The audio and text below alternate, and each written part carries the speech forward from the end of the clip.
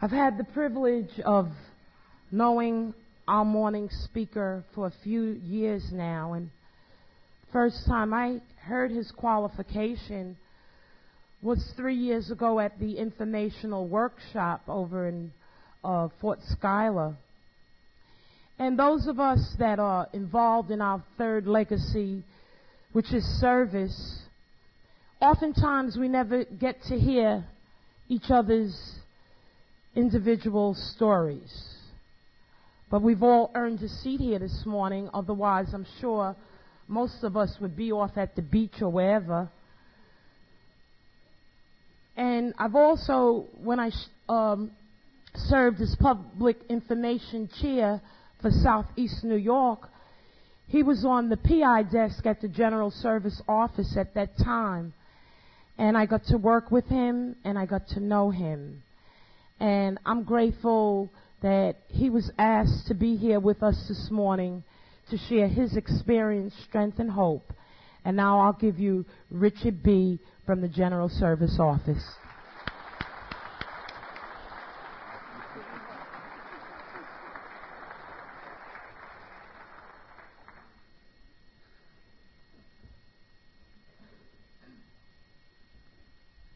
Good morning, everyone. My name is Richard. I am an alcoholic. Hi, everybody. I'm here this morning because of God's grace. Because the 12 steps of Alcoholics Anonymous work, and because of the love that has been given to me and shared freely by you and all the members of Alcoholics Anonymous. For that I'm very grateful. It is because of this grace, because the steps work, and because of your love that I haven't found it necessary now to take a drink for 27 days, 5 months, and 17 years.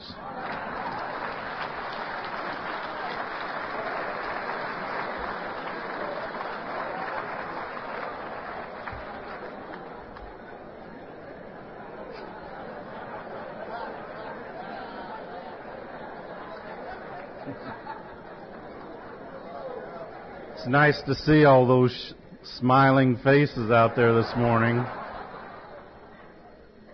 The ones who are smiling are the ones who weren't out in the parking lot last night and slept all the way through it.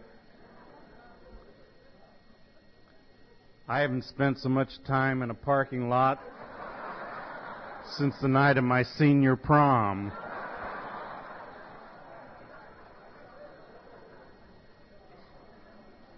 It's been a great weekend. I tell you, I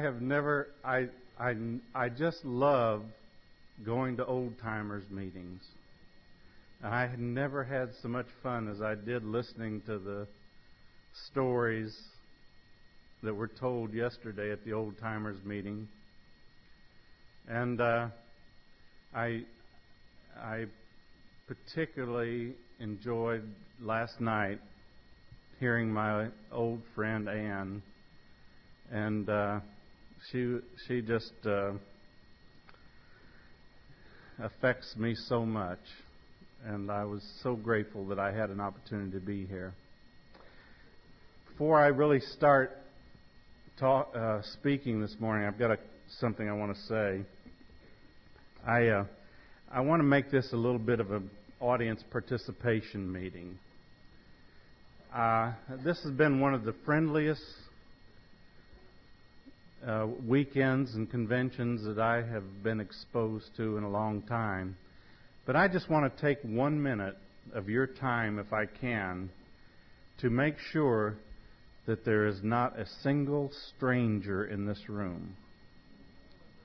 And the way I want to do that is I'm going to ask us in just a second for all of us to stand up. And I'm going to ask each one of you to turn to the closest person who you do not know. No fair, anybody you know. And greet them in the way you want to greet them, whether it's shaking hands or a big hug or whatever. But let's just take 1 minute to make sure that there's no one here that hasn't got a hug and hasn't got a greeting and doesn't know somebody. Okay? Go.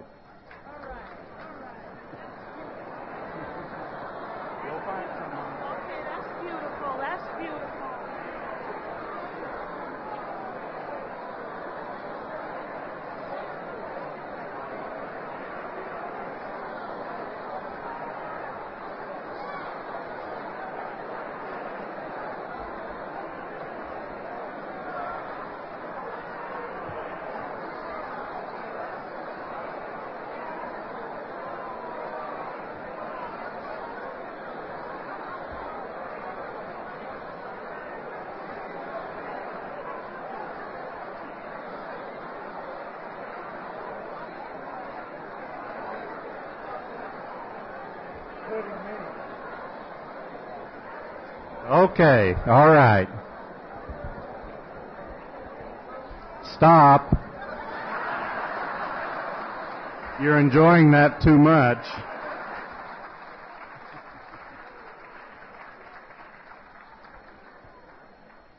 How to lose an audience in one easy lesson.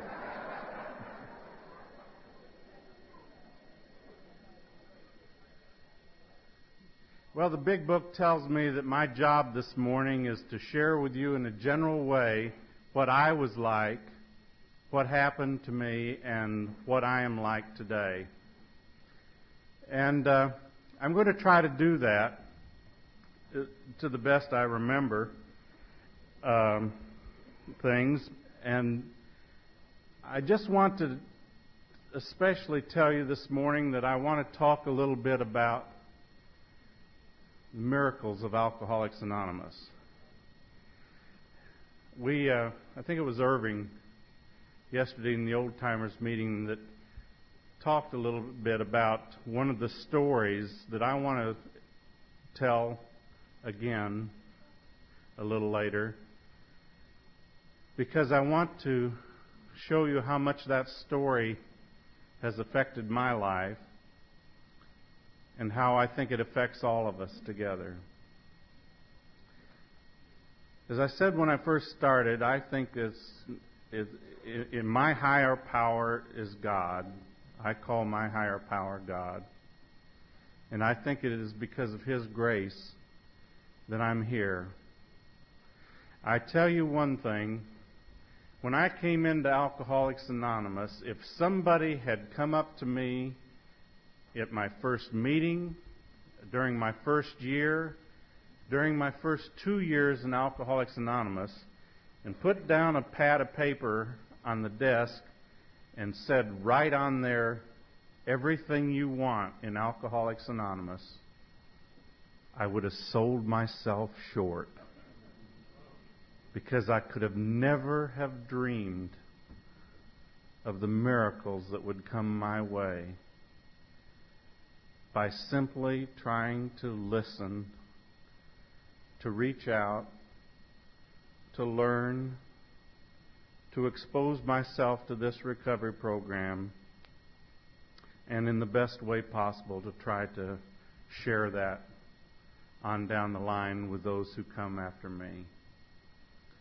I never would have dreamed in my wildest imagination that it could have been like it is today. One of the reasons I know I would have sold myself short is because I'm very obstinate. I'm very hard-headed. I don't listen to directions well. I try things my way first.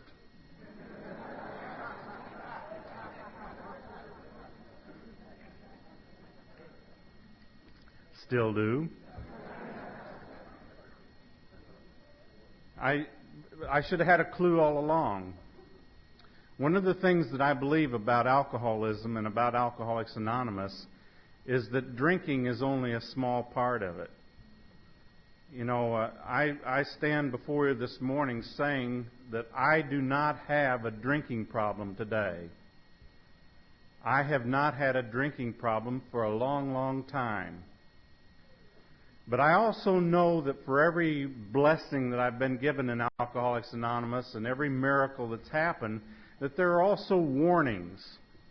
And one of the warnings of the big book is that our sobriety is not a permanent gift. It's a daily gift based upon the maintenance of our spiritual condition. It says that not long after it talks about these promises that we read so much at our meetings these days. And I have to remember that because I have to try to the best of my ability to plug myself into that power that has kept me sober for these days and months and years. And I have to do it on a daily basis. To the extent that I am able to remember to try to make conscious contact with God as I understand Him on a daily basis, my days are good. My days are wonderful. But when I forget, and when I take over, and when I do my thing, I have a lot of problems. And I have to remember what you taught me about working this program on a daily basis. I brought character defects to the table when I came to AA. And those character defects are part of my alcoholism. They're my character defects. And if they are going to be changed or overcome, it depends on my work to try to listen to what you say, to live a changed life that is not controlled by my character defects. I don't always do that well, and it's not surprising now to me in retrospect, because my whole life was full of all these character defects. And I had feelings too that were very prominent in my life long before I ever took a drink. Feelings that went all through my drinking and were exaggerated. The two feelings that I remember the most are being lonely and being depressed most of my childhood. And it shouldn't have been that way, because I lived in a good family. I was raised in a small town. I guess by now you realize I'm not from New York.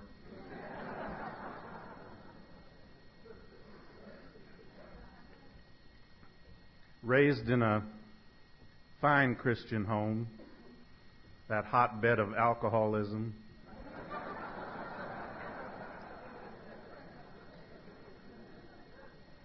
I started life, a very young kid, and going to Sunday school at the Methodist Church down in Montpelier, Ohio.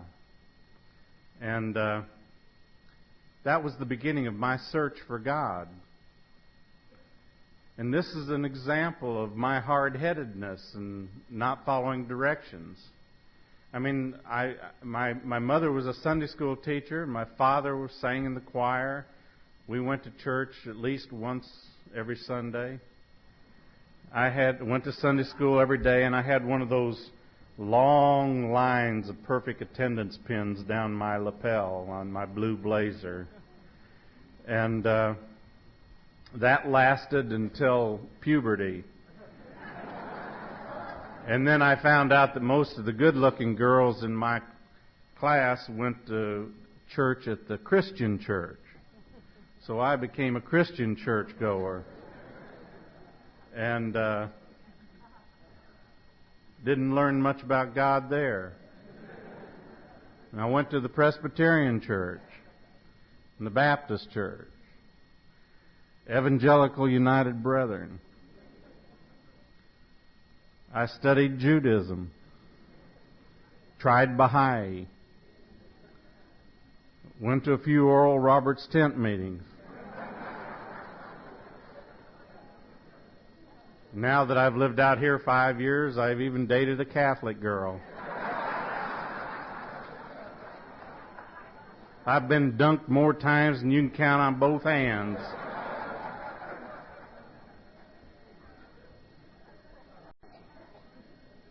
And the point is that was all about my search for God. I've always wanted to find God, wanted to talk to Him, wanted Him to talk to me. I wanted to know if I was going to heaven or not. I wanted to know this and that and the other thing, and why men made up this, and all these things. I was curious. It's very curious to me that I found that it took a bunch of nameless drunks to show me that the basic idea of God is deep down within the heart of every man and woman. And I thank you for teaching me that. Because my search to be able to communicate and make contact with my God on a daily basis is over. My search for what He wants of my life is a daily thing, and not nearly over, I hope. But I did other things wrong. It wasn't only search for God or religion. It took me 10 years to get a 4-year degree, going to 7 colleges. I've been married and divorced 3 times. I don't learn very well, very quickly.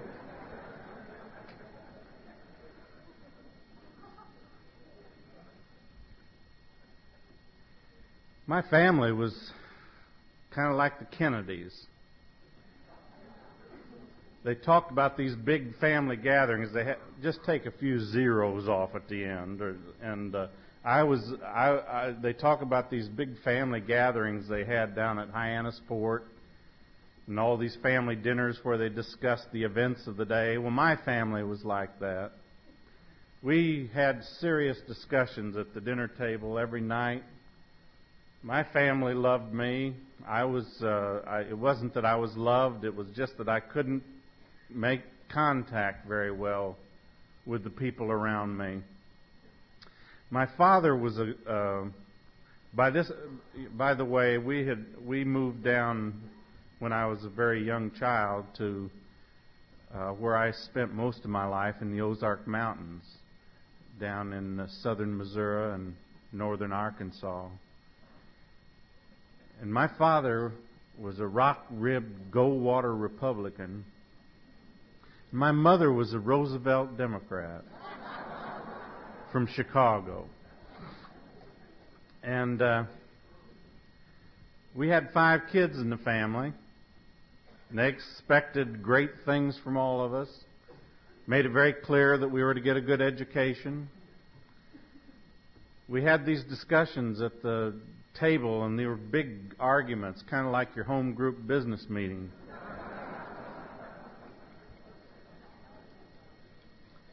And as a result of these discussions with my mother and the father, the children, we had 2 Democrats and 2 Republicans and a drunk. I never could make up my mind which of them was right. I could argue both sides.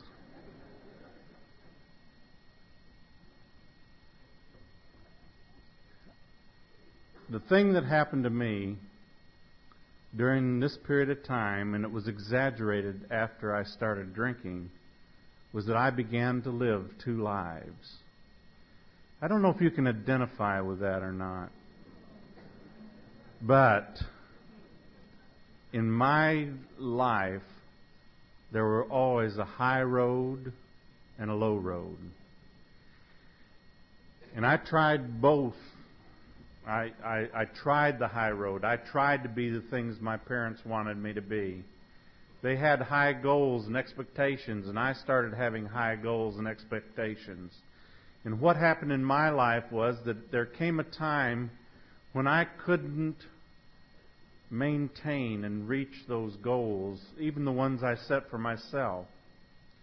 So when I could no longer maintain and reach those goals, and my behavior didn't match those goals, I began to lower my goals so that I might be able to reach them. And when it happened again, I'd lower them some more. And this self-esteem thing that they talk about these days, I guess I didn't have a lot of it by the time I was a teenager. And we'd moved out to Missouri, and I was in a town for 2 years, and I didn't have any friends. And one night they asked me if I'd like to go out to a party that they were going to have. It was the last football game of the year, and they asked me on Monday morning if I wouldn't like to go along. They were going to go down to the Oklahoma State line to this liquor store and buy some beer, and then go out to this dance hall out in the country where there was a country band playing, and they served minors. You could bring your own booze and go in there and dance and everything. And it sounded great to me, although I wasn't much interested in most of the things that they mentioned that were going to happen. I didn't know anything about cigarettes or booze or girls or anything. So it was just being asked. I mean, just being accepted, just being somebody wanting me to come someplace. As a matter of fact, I started thinking about it on Monday, and I thought about it all week, and I got nervous about it and everything. And I guess that all that week when I was thinking about that party ahead of time is the closest I ever came to social drinking.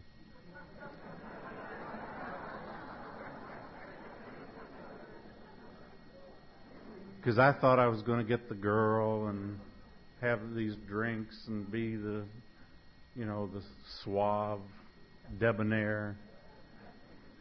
And, that's pretty hard for a 15-year-old anyhow to be those things. And when we got down there and I took my first drink, I wasn't any of those things. What I was interested in drinking, because I liked the effect it produced in me. I think three things happened to me that night that happened every time I drank. I drank to get drunk, I got in trouble, and I didn't stop until an outside source stopped me. Now that didn't happen every time I drank, but it happened every time I started drinking. Eventually, in that cycle, as I went up and down and up a little and down a little more for the next 20 years, that happened to me every time. And when I started drinking, I started having those two lives more pronounced, a high road and a low road. The rest of the time in high school, I gave up being on sports. I gave up on being in the band. I gave up being editor of the newspaper. And all I did was start getting in trouble more of the time, trying to be around the people who drank. And after I got out of high school and got on my own, I just went wild with it. I went down. I tried to get into the University of Texas. And I was down there and joined a fraternity like I thought my father would want me to do. And the only problem with those guys, they had great parties, but when it was over, they wanted to go home. I wanted to go to Mexico.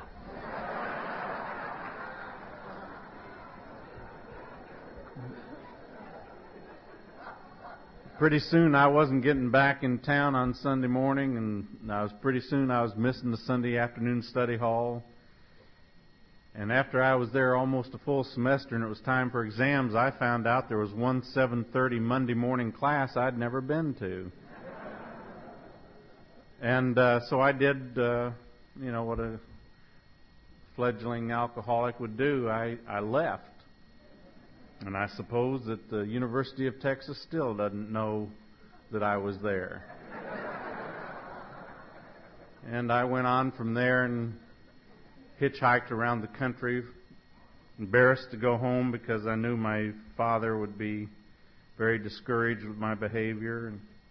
And after a few months, I came back and I started another college. And it went better there for 3 semesters, and then same thing started happening again. started drinking real bad just before Christmas, around Thanksgiving time.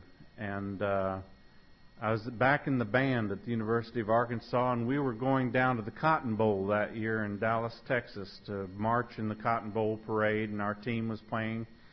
So I went down about Christmas time, a week ahead of time, sort of check things out and find out where the gear went and all that, and found out where the good party places were and all that. And I went on a pretty good buzz and toot down there, and came around New Year's morning, and it's time for the parade to start.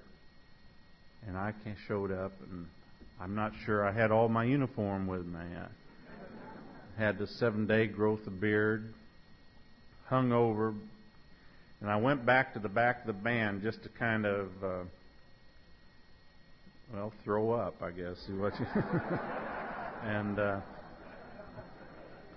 while I was back there, kind of through the haze back there, I saw the Marine Corps Drum and Bugle Corps.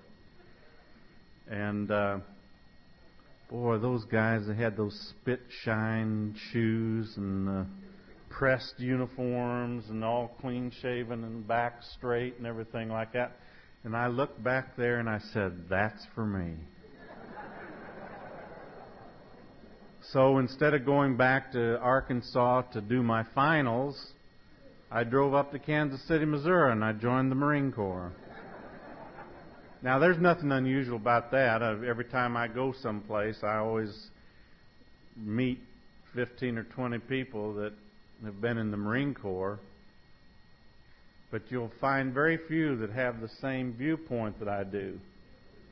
That's the worst mistake I ever made. I mean, I wish I could say that I was a fine Marine and I defended our country and did all these things, but I can't lie to you. I showed up drunk and I went drunk, slept through my first Marine Corps roll call, spent my first 6 weeks in the Marine Corps on latrine duty, and that was the high points.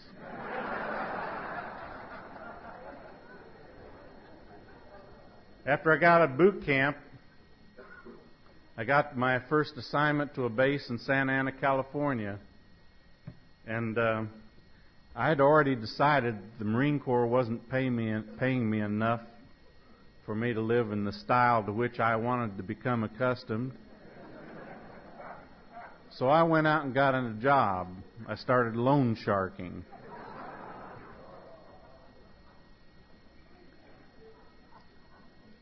While that business was building, I took a job as a bartender down at Pat's Bar down on 4th Street. Turn left off of the Santa Ana Freeway, exit 16. I want to help Ann find it.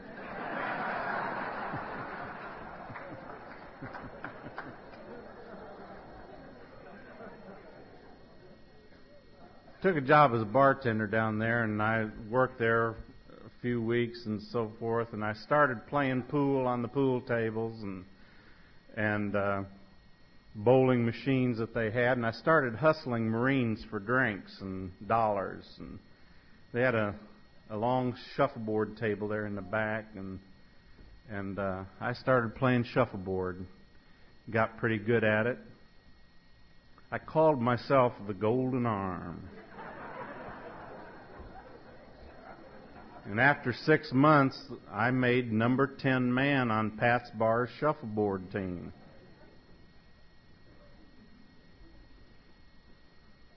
Well, I can see that doesn't impress you. I've just spent 20 minutes telling you I've never done anything that was successful in my life. I'm number 10 man on Pat's Bar's shuffleboard team. All right.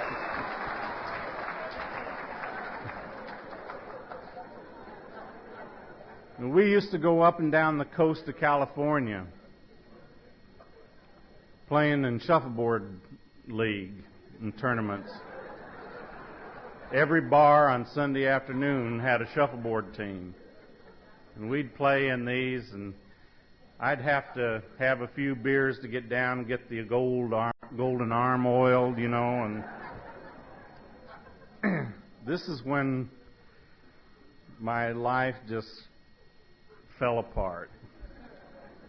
Because about that time was when I met Karen. Now you got to know that Karen is still to this day the prettiest woman I have ever met. She was to become my first wife. When Karen walked into a room, it just knocked me back on my heels.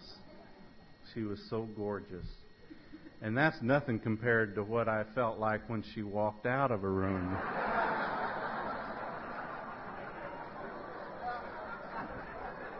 Now, I know Karen never went to Al-Anon, and she never said it in these so many words, but Karen was like this.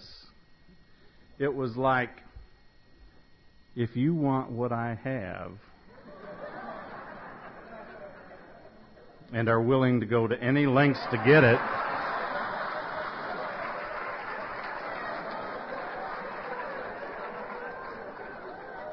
you're ready to take certain steps.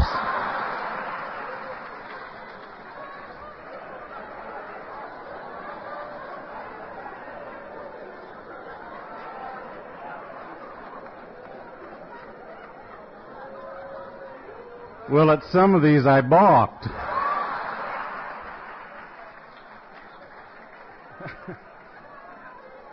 I thought there was an easier and softer way.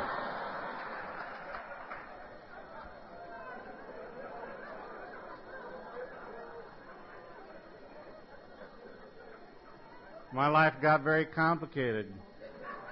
Karen was a church girl. I hadn't been to church for a few years, but when she asked me to go, I didn't balk at that because I had tried to search for God before. Why not again?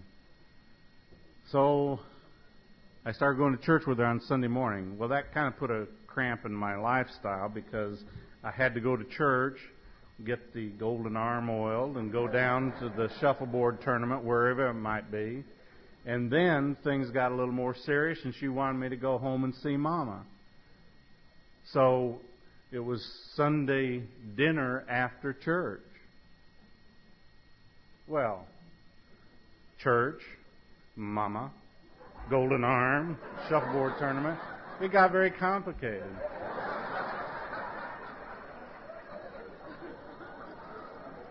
And then I found out she was on a gospel team, Marine Corps gospel team. And they went up and down the coast of California every Sunday night. And she wanted to know, wouldn't I come? Well, they went up and down the coast, and the people that made their schedule weren't the same ones that made the shuffleboard schedule.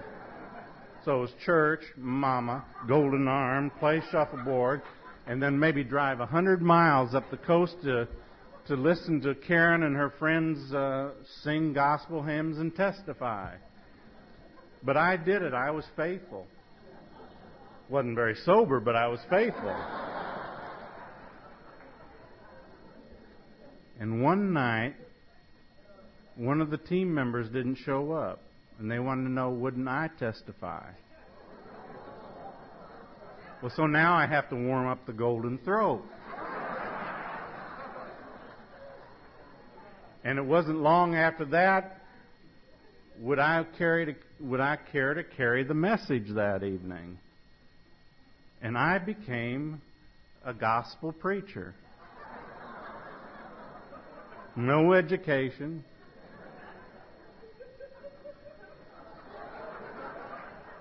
And I never drew a sober breath. But I went up and down the coast of California spreading the word.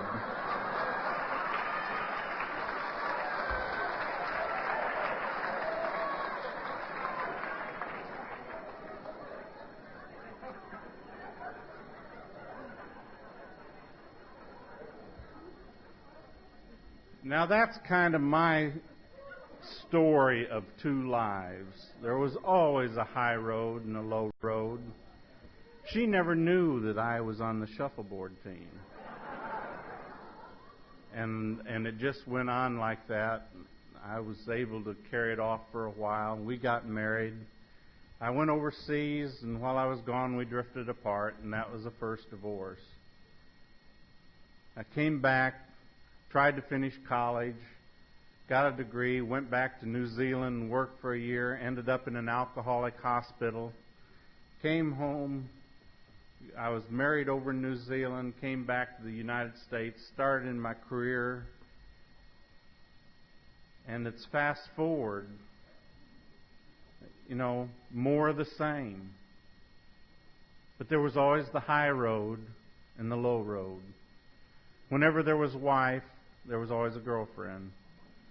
Whenever I was going around to the mayor's receptions, I was equally at home in the roadhouse out at the 6 miles out of town on the corner.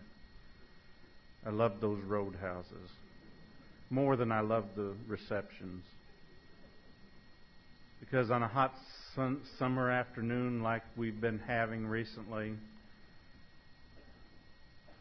you go out to those places in the afternoon and those air conditioners would just be pumping in every window, and it'd go in there and it'd be 30 degrees colder, and bartender would be waiting there with a big frosted mug and fill it with draft beer. I can taste it right now.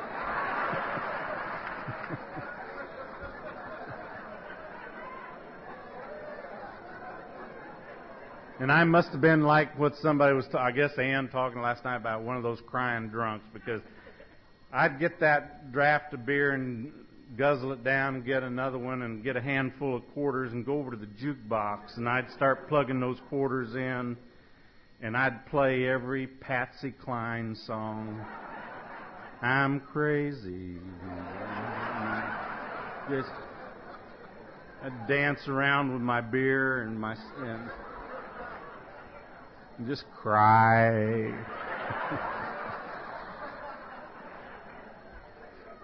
God, it was wonderful.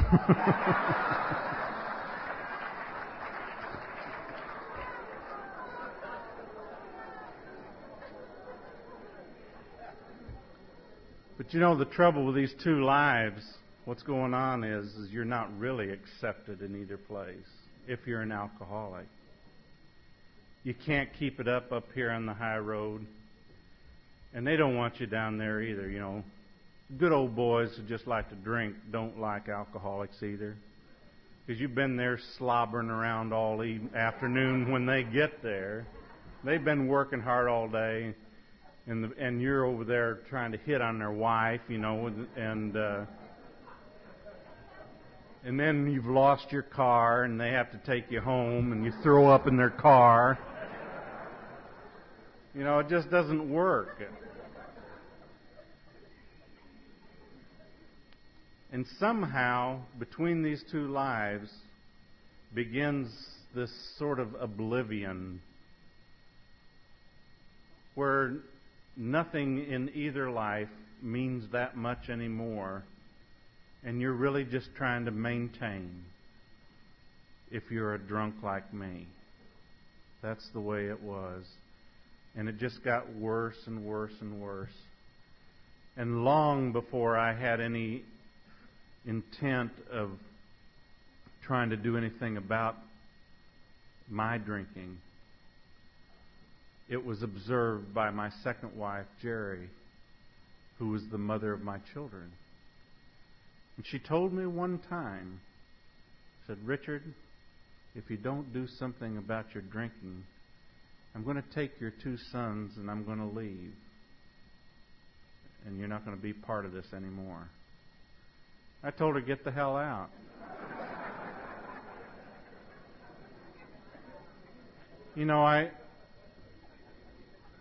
I wish I could tell you this morning that I didn't mean that when I said it. Because I don't like that in my background. But the truth of it is, I did mean it. It was all I knew how to say, because my life had started to get to the point that when anything interfered with my ability to continue on my course of drinking and down this path of alcoholism, anything that complicated that had to go. That's all there was to it. I could not complicate my life with anything like responsibility or anything like decision making or anything like commitment. I had to chart my own course, I thought. But the truth of the matter is that at that point, alcohol charted my course. On down. You know, when she left, and then when we got a divorce, I would think that some of those things that were going on with me would be enough to get through this hard head, that something had to change. And I can think of many times in the next year that it should have been enough, but it wasn't. I was living pretty high in the hog a few years before that. I was in this house up on the hill, 20 acres on the edge of town, with a mansion with thick shag carpets and a car out front. And I was still in that house after she left. Of course, the furniture was gone. People were gone. My family had quit coming by to see me. I was sleeping on that shag carpet in the living room next to my empty wine bottles because it had gotten to the point where I couldn't pay my bar tabs and I couldn't pay my liquor store tabs. And I was still working, and that was the only thing that was going for me. You know, it's pretty hard to get fired when you work for your mother.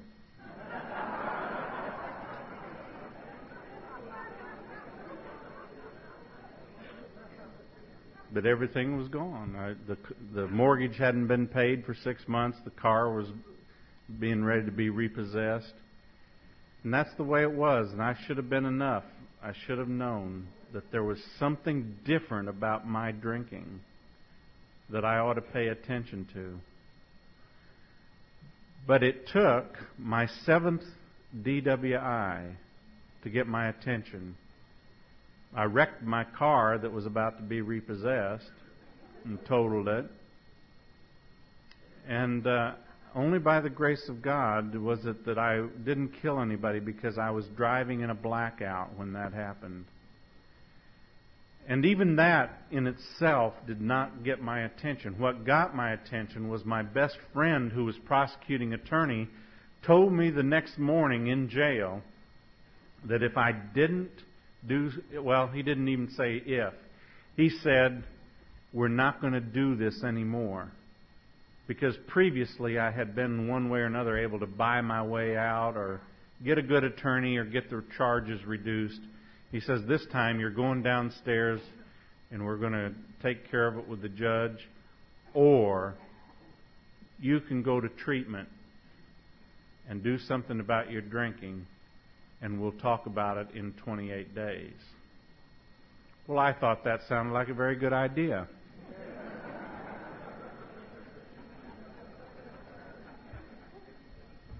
And I chose treatment. And I went to that only to get to you. That's not why I went. I didn't have any intention of getting to you. I told them I wasn't doing basket weaving or AA. I went to that treatment with all the humility of a Russian tank general. They told me it was time to take inventory, and I went into my room and I wrote furiously for 2 hours, and I came back and told them everything that was wrong with their hospital. Meal schedule, the food was awful, the nurses were spying on me. All these things were in my inventory. Well, typical of my college days, after 42 days in this 28-day treatment program, I began to get the picture that I wasn't going to get out of there right away. And I had become very curious. I have always been curious, if nothing else. And I became very curious about this guy named Bill, who came down to the treatment center every Tuesday night and every Thursday night. And he lived all the way across town.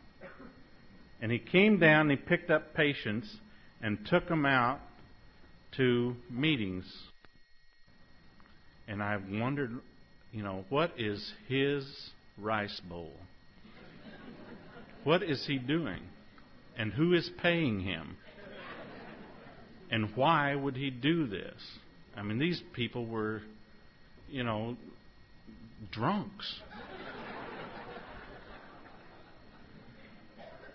But one night I decided to go with him, and I had it all figured out. I knew we were going to go right down into the middle of the slums. You know the building as well as I do. It's got chalk over the window or soap so you can't see in and they can't see out. And you go in and there's one naked light bulb hanging from the ceiling. You sit down on hard benches, drink weak coffee, listen to someone preach for an hour. Then you sing a hymn and go eat beans. That was AA to me. But that's not what happened to me. What happened was we went to a church basement, a large, well-lighted room with 100 chairs sitting around in a big circle and people standing in small gatherings around the room. I used to say, everybody laughing and smiling. But I don't say that anymore because I know as well as you do that every time we get together, not everybody is laughing. There's somebody in pain every time we meet. I long ago quit believing that when the 12th step talks to us about carrying the message to the suffering alcoholic, that always means somebody who's still out there. Some days it's me, and some days it's you. And I hope that we're always paying attention to that in our home group.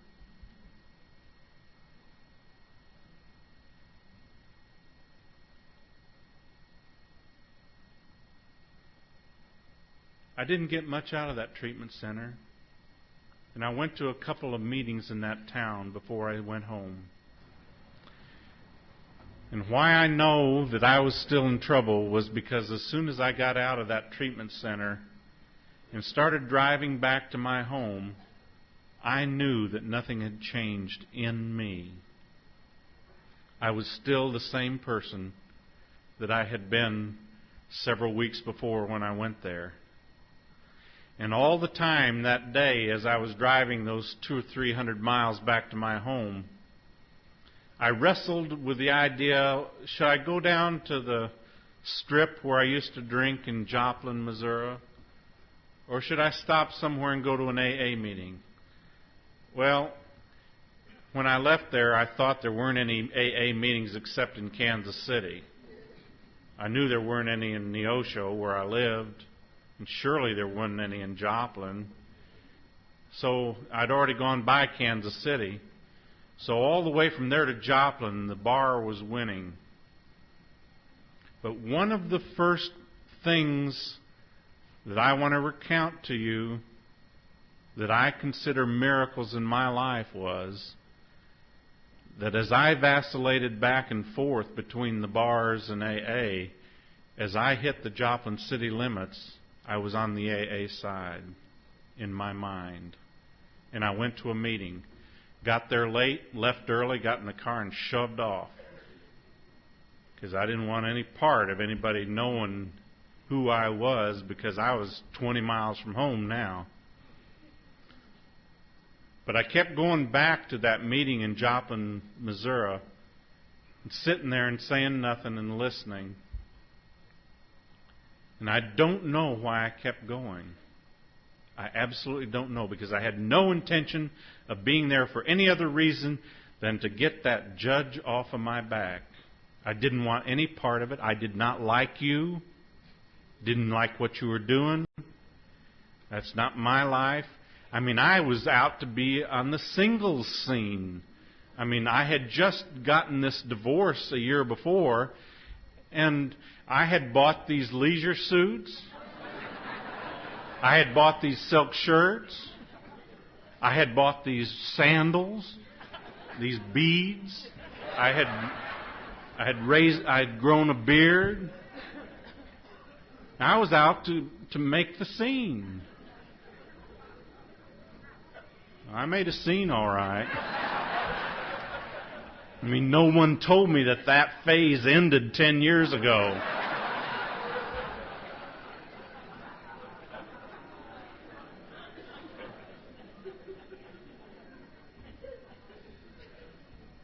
It wasn't easy in AA for me. Nothing ever has been. Shouldn't be any different. I did everything wrong. I sat in your chair and drank your coffee for a year and a half without contributing anything. And I thought, the meetings were all you were supposed to do. In fact, I think, and I say this as seriously as I know how, that there are people in AA who will kill you. Because I've heard him say, go to 90 meetings in 90 days. I want to hear sponsors that say, I'll take you to 90 meetings in 90 days.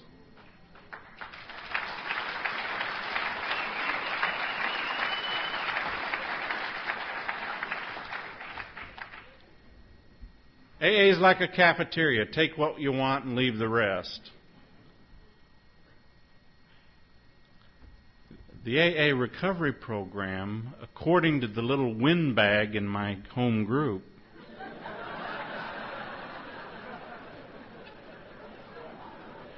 is in the big book of Alcoholics Anonymous. And there are some things you must do. Well, I didn't want to hear that. I wanted to hear the ones that were saying AA is like a cafeteria. And they'd say, oh, I've been around for 2 years now and I haven't worked any steps. I mean, that's for the ones that are in politics. And, that stuff I wanted to hear. The easier, softer way is what I have always liked. And I didn't want to hear the windbag. I mean, he was a guy, the meeting got out at 9 o'clock, and if he was the last one to speak and it was 5 to 9, you knew you were in trouble. Just like this morning.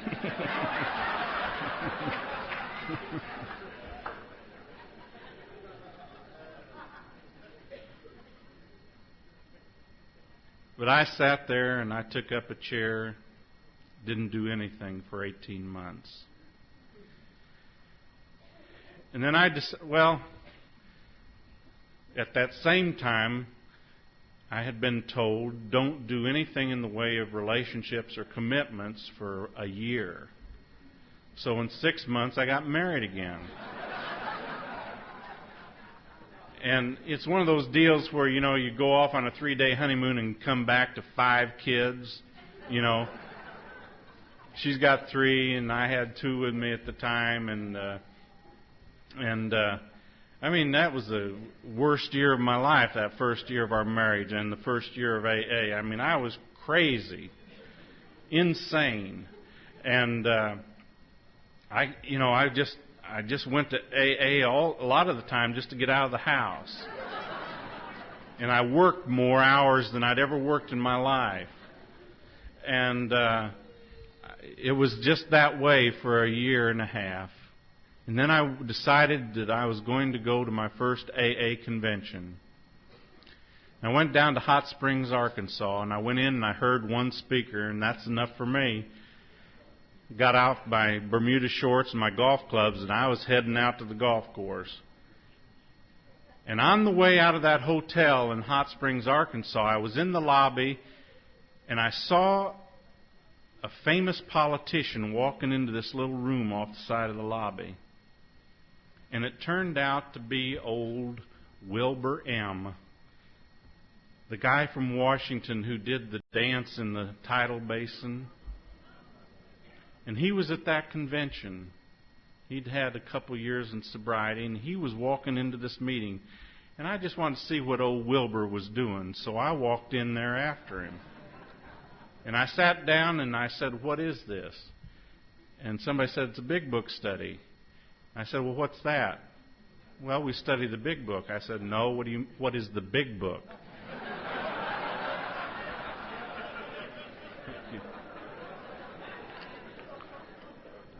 Well, there was this big pipe-smoking, bald black guy up on the stage, Joe from Little Rock, and this little hick from Maysville, Arkansas, called Charlie. And they started out this long, that was back in the days when their sessions were only about 2 hours.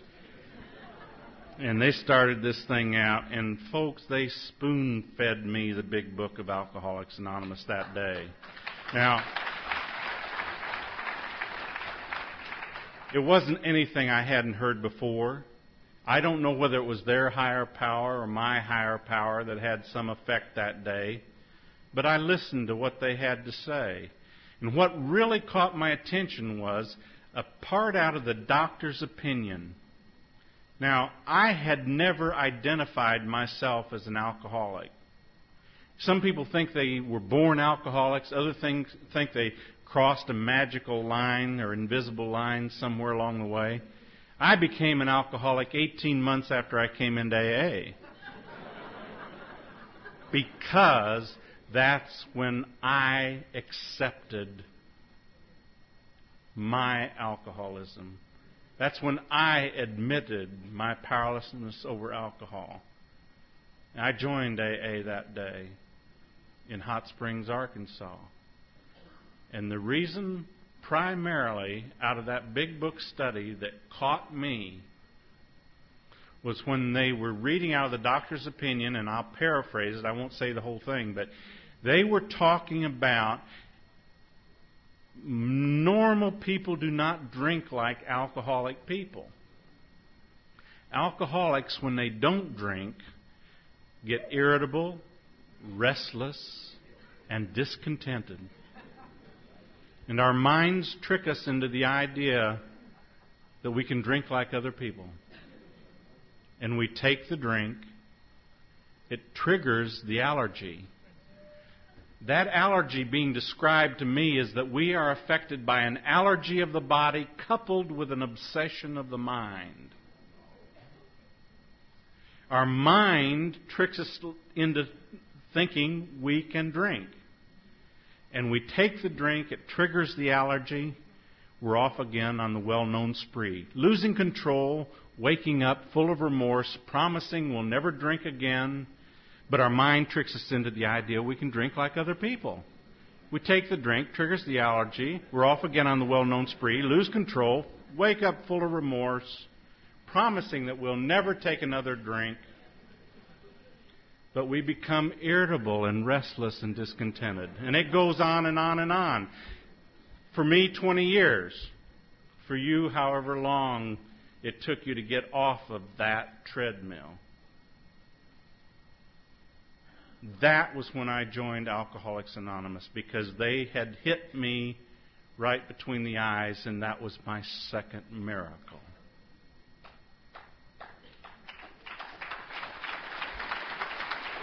But they did not leave me holding that bag.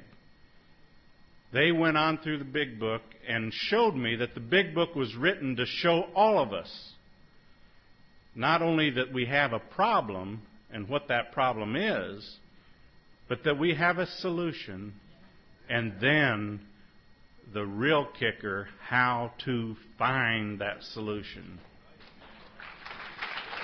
If anybody doesn't know what the solution is, it's on page 25 of the big book of Alcoholics Anonymous.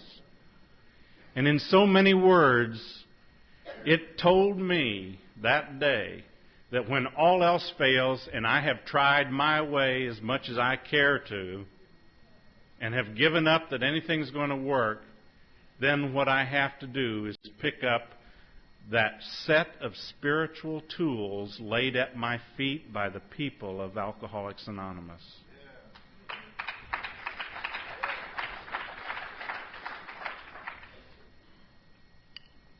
And then the steps became the way for me to find that solution.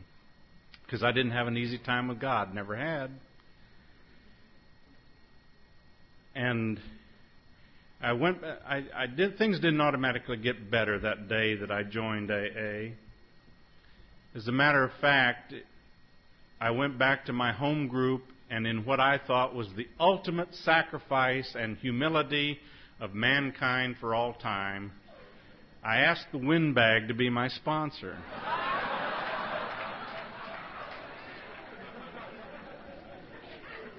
And the windbag told me, if you want what we have and are willing to go to any lengths to get it, you're ready to take certain steps. And he took me through the steps. Didn't tell me to work them, didn't tell me to go read the big book. He took me through the steps. And I didn't work them perfectly, far from it. I went right from 1 to 8. Because I was working the first step in my mind one night on a Thursday night, going back to Joplin, Missouri, where I always drank, going to a meeting, wasn't feeling too good, and I was on the first step. And long about that time in the car, I decided to work my 8th step. I thought, Thursday night, Holiday Inn, Max Brown's band, that's where I always met Marty. I ought to make amends to Marty. So I went down to the Holiday Inn at 9 o'clock after the meeting to make amends to Marty, take my 9th step. Mind you, I haven't taken any 9th step with my wife or my children or anybody else, just Marty. And I went in there and the band started playing, and after a few minutes, Marty came in. She saw me and she came over and sat down. I said, Marty, I guess you noticed I haven't been around for a couple of years. I've been trying to change my life. I joined AA, haven't been drinking, and I know I treated you wrong when I came into AA. Left you without telling you where I was going.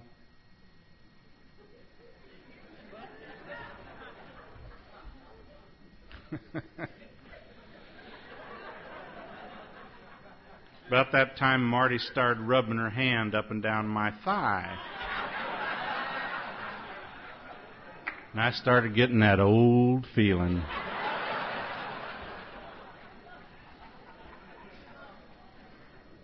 Next miracle. I got out of there without taking a drink and without going with Marty. I don't know why. It just happened.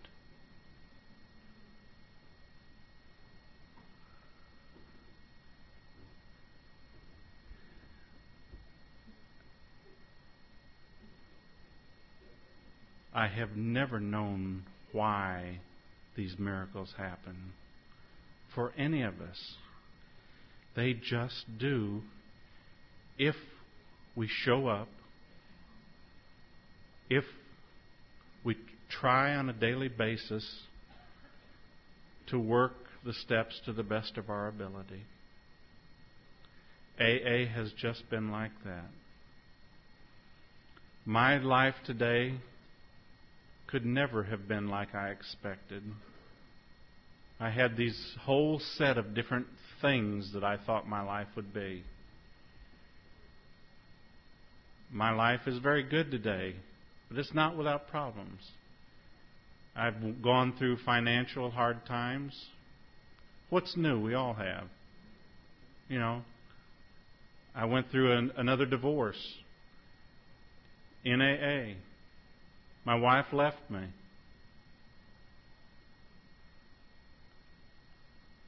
I didn't want that. And I wasn't drinking. But I think my alcoholism contributed as much as it did when I was drinking, because I still had all my character defects in place.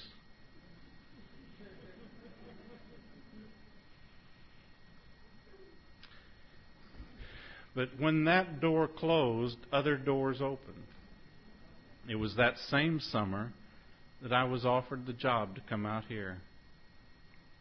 And it's funny because they had talked to me a couple years before about that job, and I had said no because I had kids in school and had a family, and I was trying to start a new business. Well, I called them up and I said, you know, I'm available now. My business went bankrupt, and my wife left me. Kids are no longer in school. I'm nothing what you wanted, but I'm here. That's how I got to GSO. Same way you got elected GSR. Somebody told you your turn. I don't know. Has anybody ever had been elected GSR? What's a GSR do? When I got GSR, I said, well, what do you do? And they said, you just go, I don't know what you do. You just go down to such and such place on Tuesday evening, and they'll tell you. So I went down there, and they didn't tell me. So I started trying to figure it out for myself. After 2 years, I thought I had a handle on it, and they say, it's not your turn anymore. That's kind of the way AA has been with me in service. And that's kind of the way how I got here. Got a friend here named Susan. That door opened after I came out here too. We've been going together about 5 years now. And she says, when am I going to make it into your story?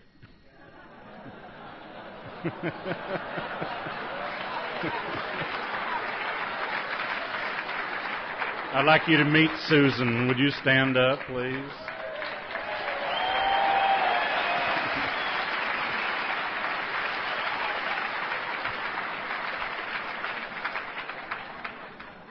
And you all have the proud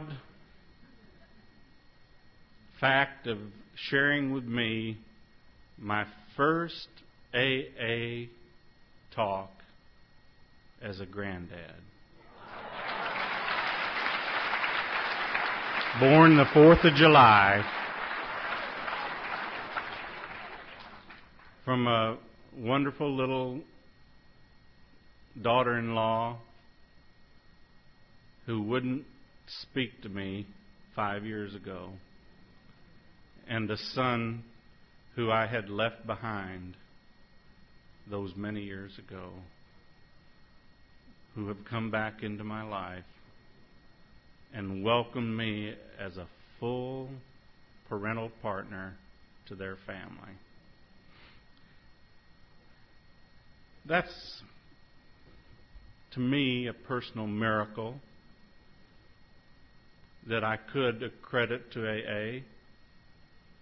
I certainly will accredit it to the God of my understanding. So, where does this get us all? This AA thing. We all know we don't work it every day just right. The miracle of AA is that it is there and keeps us together in spite of our collective shortcomings. The traditions tell us that everything we do and say ought to be about unity. Because if we don't learn to live together, we'll certainly die alone. That's what AA is. It means that much to all of us. And it's wonderful that we can have this time of fellowship, this wonderful time of meeting new friends and seeing old friends. But that's frosting on the cake to me. The real thing is that Fritz took me through the steps. And after some false starts, and after Fritz moved, I went back and asked that little hick from Maysville, Arkansas, Charlie, to be my sponsor. And we got in and worked the steps the way the big book tells us to. And I did it to the best of my ability. And in the 12th step, something happened. It said, as a result of these steps, we have a spiritual awakening. And after all these years, starting with those Sunday school pins, I found my God, my way, as a result of these steps. For just one moment before I close, I want to talk to some of those people who were in the room last night with less than a year of sobriety. Would you show me your hands again?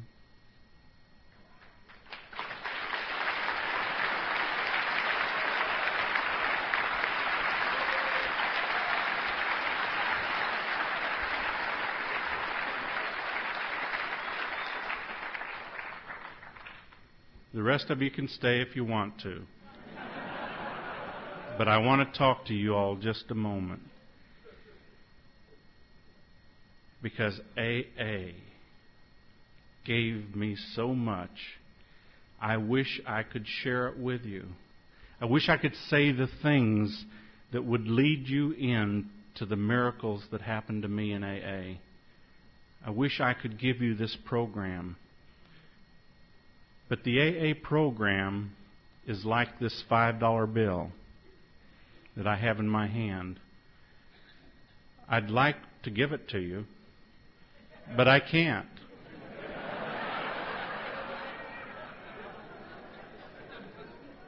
You've got to reach out and take it.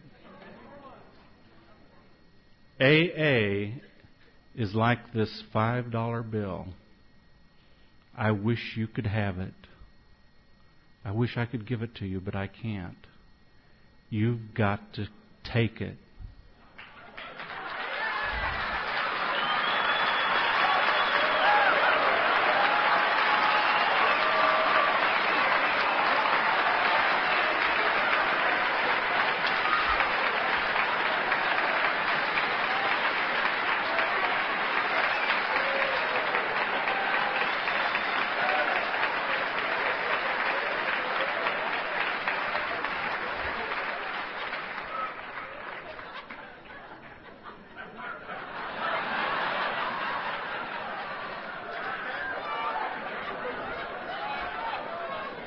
No second chances.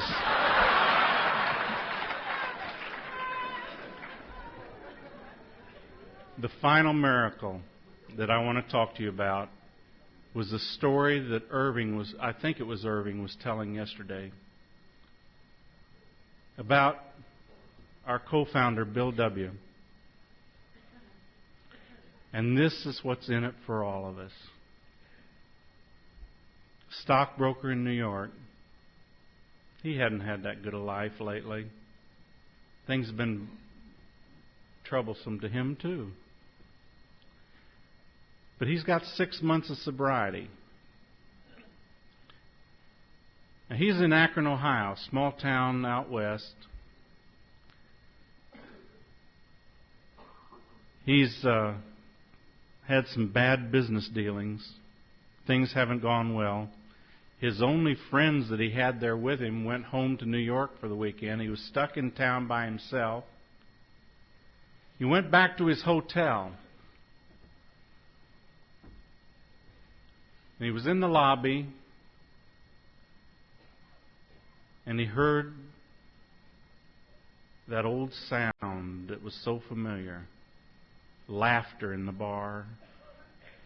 Maybe ice clinking in the glasses. And he was irritable and restless and discontented. And I believe his mind was tricking him into the idea that he could drink like other people. And in a brief moment of clarity, an AA miracle in the making, he decided to call someone who knew a drunk that he could talk to. That's so important to us. Because AA started and grew and brought us together today, not because a drunk reached out for help. It grew and brought us here today because a sober drunk needed to carry the message to protect his own sobriety.